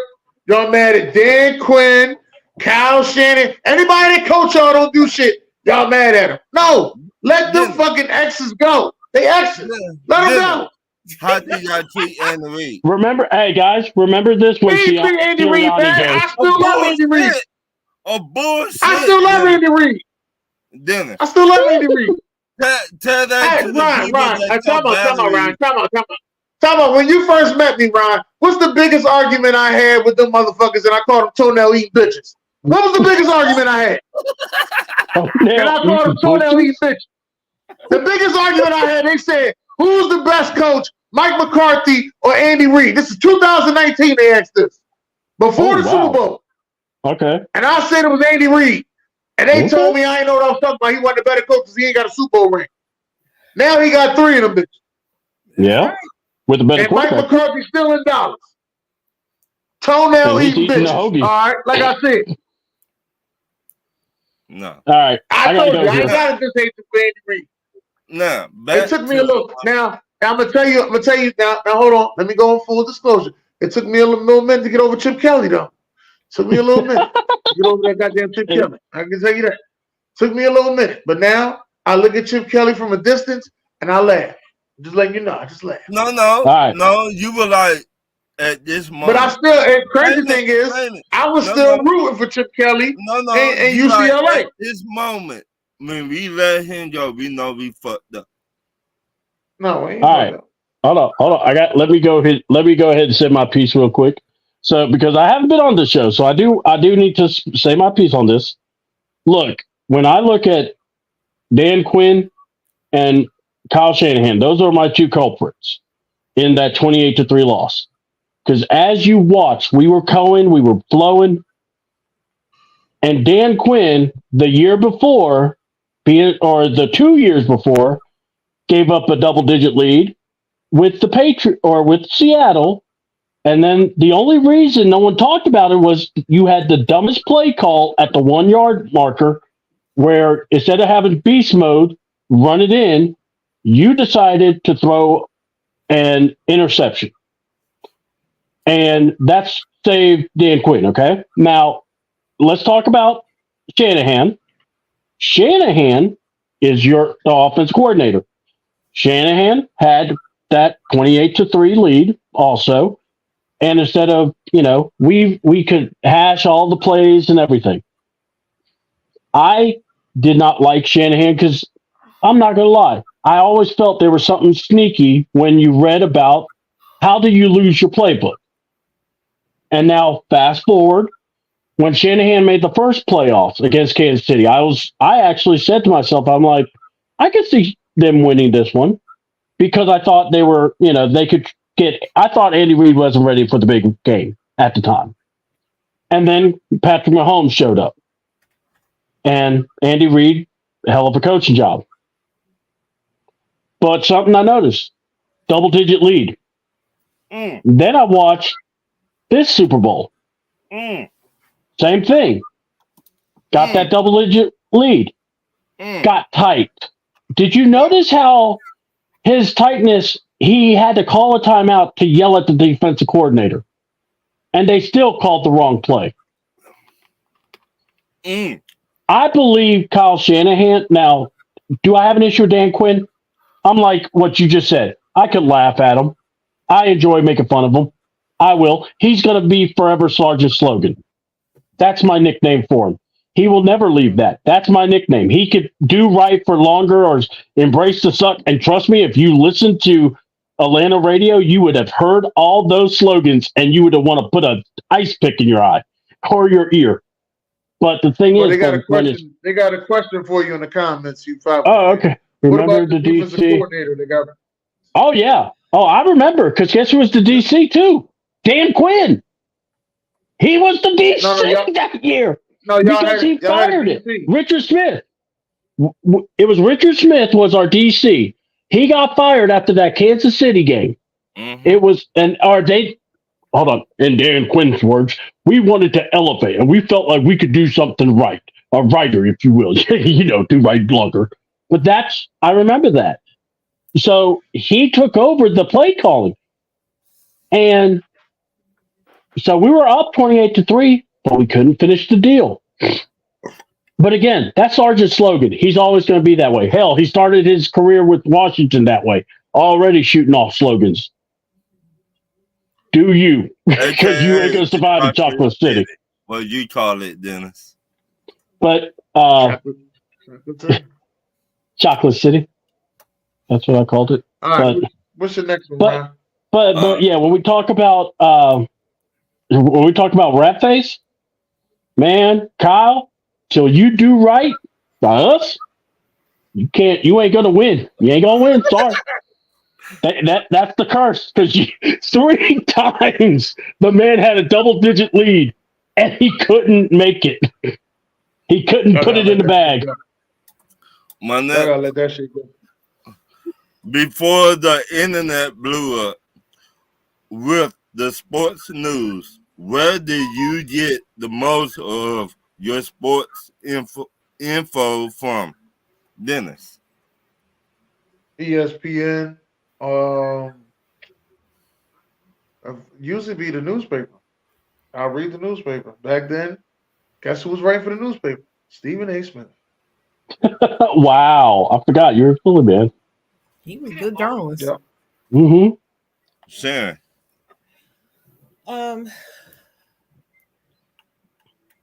ESPN, yes, but mainly I read the newspaper and Sports Illustrated was my jam. I love Sports Illustrated. Kept a subscription for years. See that? Ooh, this is fun because I started getting to sports around 95. I was in high school and I got into sports a little late as a teenager, but CNN, I always like to watch the sports highlight show for CNN.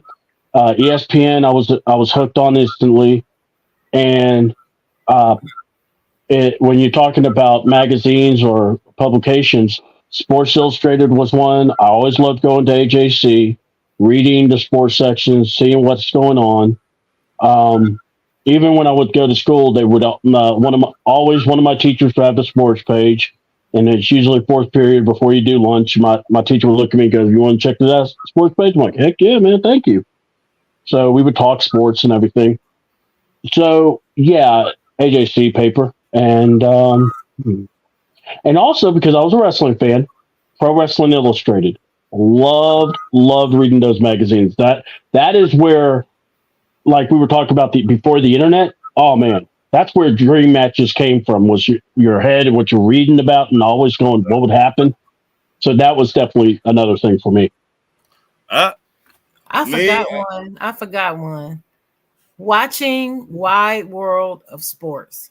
Oh God, that is a show that people now have no idea how important that show was. They have no idea why we loved it so much. That show brought sports of all kinds every week, in multiple sports in one show. Oh my God! You get the strongman competition one week. Mm-hmm. All of that. And it had one of the most iconic show openings of all time. Host was pretty cool too, man. He was a trip. I would say my older cousins, yeah, my uncles and stuff like that. Because no, I couldn't trust them. Go ahead. Because that would be around the TV and shit like that. And when you're young, you got to go to sleep early. So I would be listening to them and stuff like that. Yeah. That's how I pick up my sports.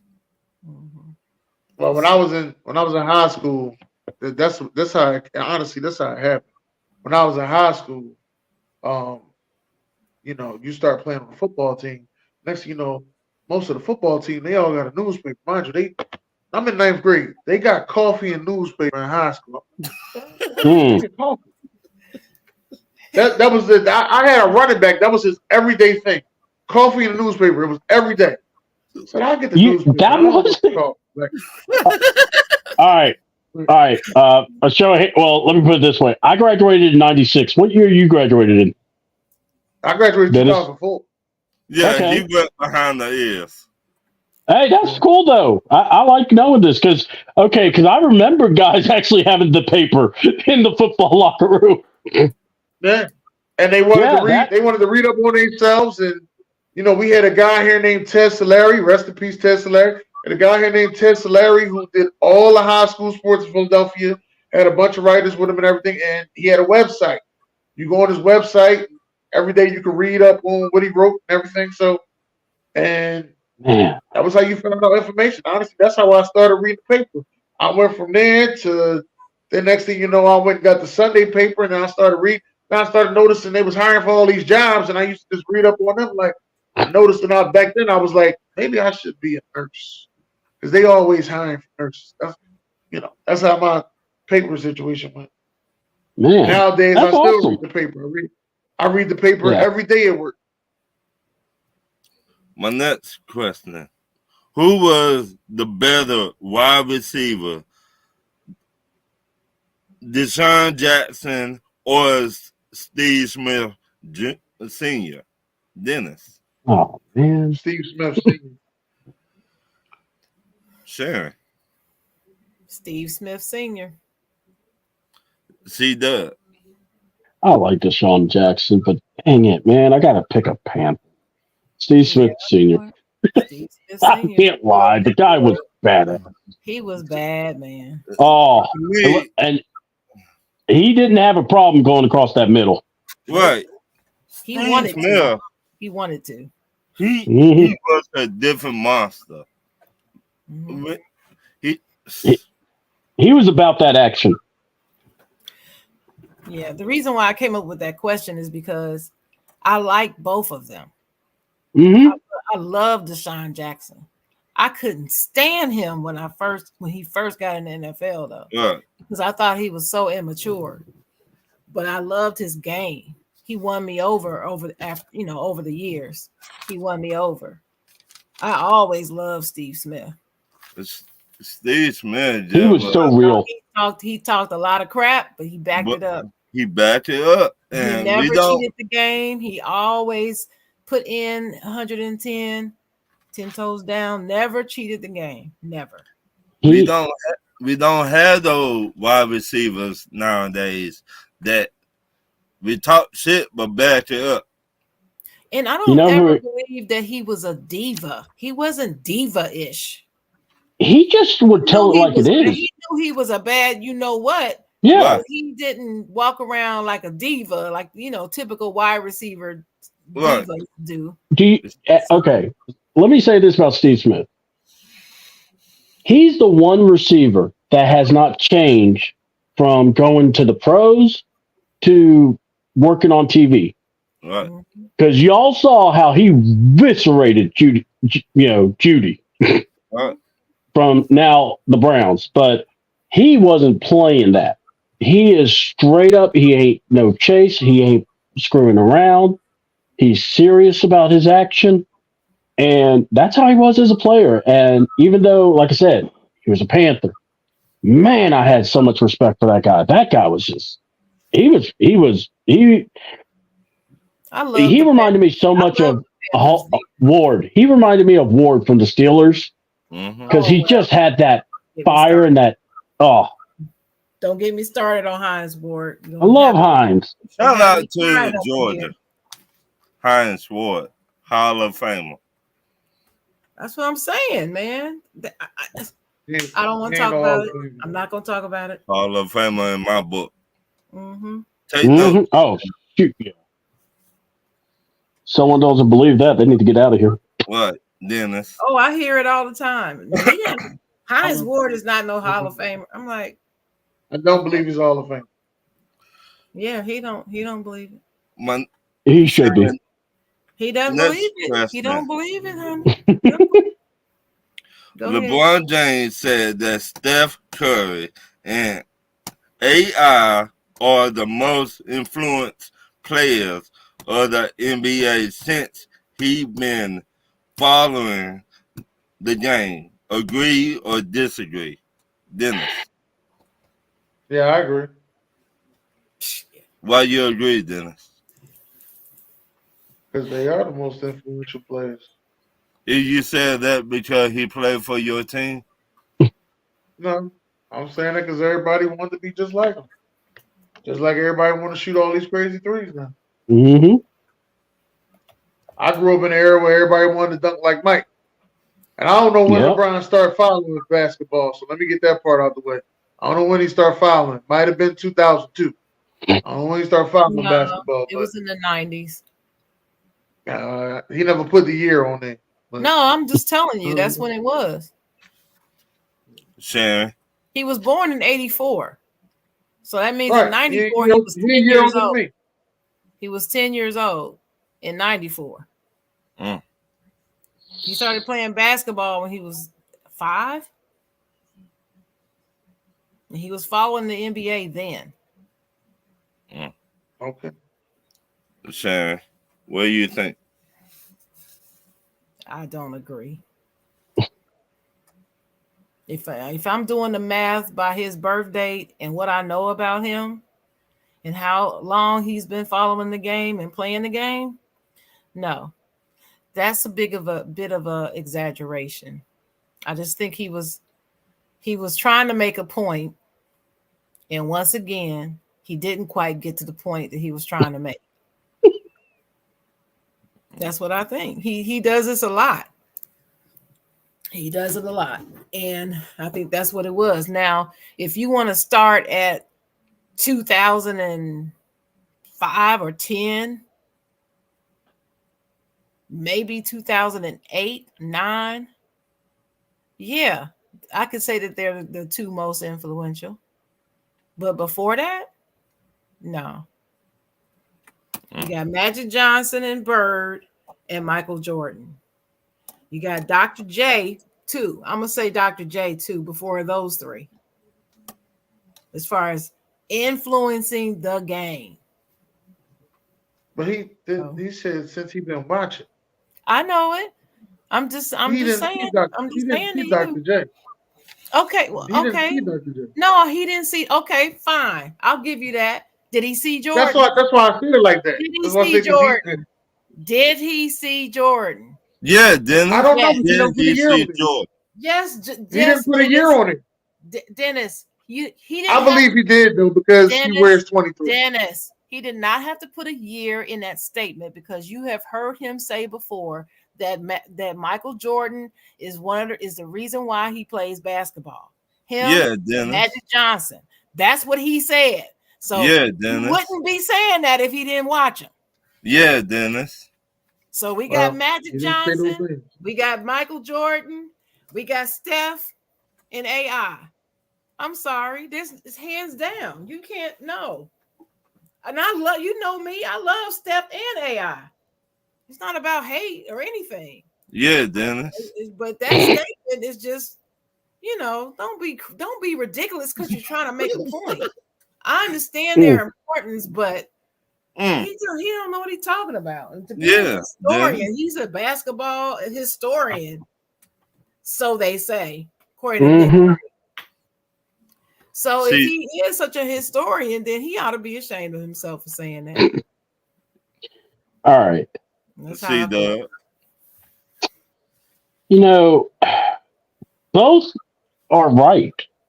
All right. In a realm, because Dennis, I got to go here. He's right, because if you think about it, if you're looking at right now, if you said AI and Steph, that's why I wanted to actually hear that question again. So let me hear that question again. I want to actually make sure I'm getting everything right. LeBron James said that Steph Curry and AI are the most influenced players of the NBA since he been following the game. Agree or disagree? Now, here's a name that I have not heard. Kobe. So, and I've heard AI talk highly of Kobe. So, and the reason I bring that up, two could be right. So, Dennis, I'm going to say you're right, because I think AI, Steph, are influenced because of the fact that, look, you watch, like we just talked about Goki from Oakland, how he was shooting the three-pointer with no conscience. A lot of coaches, they tell their guys now, shoot the ball. Everyone's turning the game into a three-point shot. So I can give Steph that. AI, plucky, he fights hard. Man, he wore it on his sleeve. He was one of those guys, when you watched him play, you were kind of scared, because one thing was, he had no fear. He went at Michael Jordan. He went at Kobe. It didn't matter who you were. He was going at you. So AI has a special part in my heart, because I loved watching him play. He was one of my favorites. It about broke me watching the 76ers versus the Lakers, because I wanted both teams to win. It's like, can you just split the baby and give it to each? Because I liked both guys at the time. But, man, it was just amazing to watch him. But now this is where we go to LeBron. And this is where I look at him like what Chocolate Girl said, but the way I say it is, man, I got side-eye with this guy. Everything he says, sometimes I just want to go, do you listen to yourself talk? Because you and Nick Wright must love to talk, because no one can just bear to listen to you. Because there's so much things they just leave out. And, like I said, both can be right. Me personally, no. Because you're telling me Kobe, you're telling me, because see, I could be understanding about the Jordan. I could be understanding about Doc and, Dr. J, Magic Johnson, the Pistons. There's a history that a lot of guys haven't watched because, you know what? You don't really know about it just yet. But you find out, you learn. if that's your sport or if that's your craft. So for me, I say, hey, I'm sorry, but to me, I think if you ask people in my that genre at the time, they would say AI, they would say Kobe, they say Shaq at the time, but Jordan also, but Jordan was at that tail end. But there are a lot of guys you could say. Steph, I don't think was. I think AI was like at that tail end when Steph got there or started playing, but I don't remember them playing much against each other or being able to play against each other in the season or something. Maybe I'm wrong. I mean, if I am, please tell me. I would like to know because I'm trying to remember. Mm.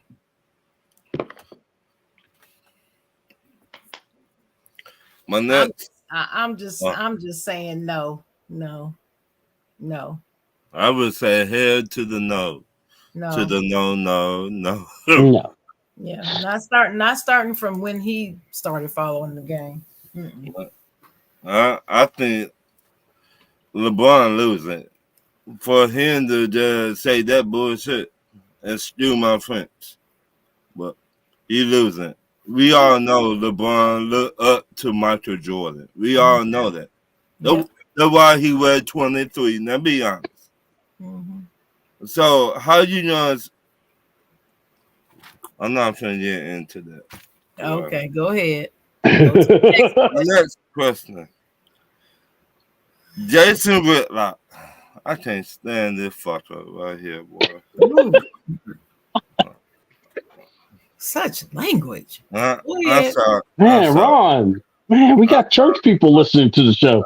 Yeah, but I don't keep it 100, Rich. I can't stand this dude right here. Mm-hmm.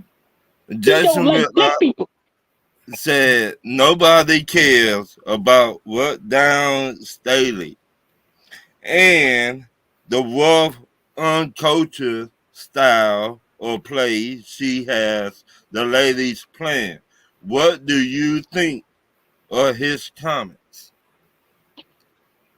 I think somebody need to walk up to the man and just slap the man so hard to make the fat Joe run off of his body. Somebody need to take this man off of TV. No. Then he get another million listeners, and then they be ready to hear what he got to say. All you need to do, and when you want to see somebody disappear, you ignore the hell out of them. That's what you do. That's all you do. Same way they did Murder Inc. back in the day. Murder Inc. tried to keep coming out with songs and everything, and what happened? Eventually, they fell off the track. Why? Because that's what you do. But I'm sorry, Sharon. That unprofessional of me. I can't stand that dude. This dude get under my skin. Every time he be on TV or write anything, I can't stand this dude. Well, about his comment, about the question, because we got to go. It's 9:54. About his comment, I think his comment is laced with a lot of hatred. And to say they have a rough, uncoached style was a shot at her. Mm-hmm. Because she's coaching her behind off. She is the reason why those girls are undefeated. Mm-hmm. They didn't just do that. They didn't go out there and play the game by themselves without any coaching on autopilot. She's coaching them. And they're playing well and undefeated in 2 straight years. And she's only lost 3 games in 4 years. I think it's 4 years or 3. 3 or 4 years. I think it's 3 years. 3 seasons. That screams success if that tells me anything. Yeah, right. 3 or 4 seasons. That's why she's only lost 3 games. Yeah. 3. That's why she's the highest paid female coach in the college football. She should be. And that's, I mean, I don't know. This dude that y'all hate when he talked about people. You did. What do you think, Dennis? Go to the next question. I ain't even gonna give it. Well, I'm gonna go here. I promise I'm gonna try to keep it short and sweet, but I probably won't. So forgive me if you got 45 seconds. Yeah, I'm gonna try. Seconds. All right. So look, here's my deal. For someone that says you're a Christian, but all I'm hearing is nothing but tear down, negativity, damn near making fun of the person. Here's my thing. Dawn Staley, is she perfect? Probably not. But here's what I know. She's been a champion, right? Yeah. She knows how to win. She's doing her thing. Yeah. What's the big deal? Why are you so aggravated by this? You know, I understand Stephen A. Smith. I understand if you're going after Prime. I understand if you're going after Cam or whoever. My thing I don't like, or it's like this. I want to go back to what Dennis said, and I love it. You have to do to these people just one simple thing. You don't have to listen to them, because I know myself, I can't stand ESPN. I cannot stand, at a time I couldn't stand Bomani Jones, and I just didn't listen to his stuff. He disappeared. I can't stand Pat McAfee. Unfortunately, that idiot is everywhere. But the thing is, I'm not watching his shows. I'm not checking him out on YouTube, because in my view, that guy proved he was nothing more than a hypocrite, because he kept on saying how he would never go on ESPN and work for him. Well, guess who's got a paycheck by ESPN? And guess who's trying to milk it? And guess who's failing? Him. So when I see Jason Whitlock criticizing Dawn Staley, someone who's worked for her stuff, who's earned it, I'm like, what is your deal?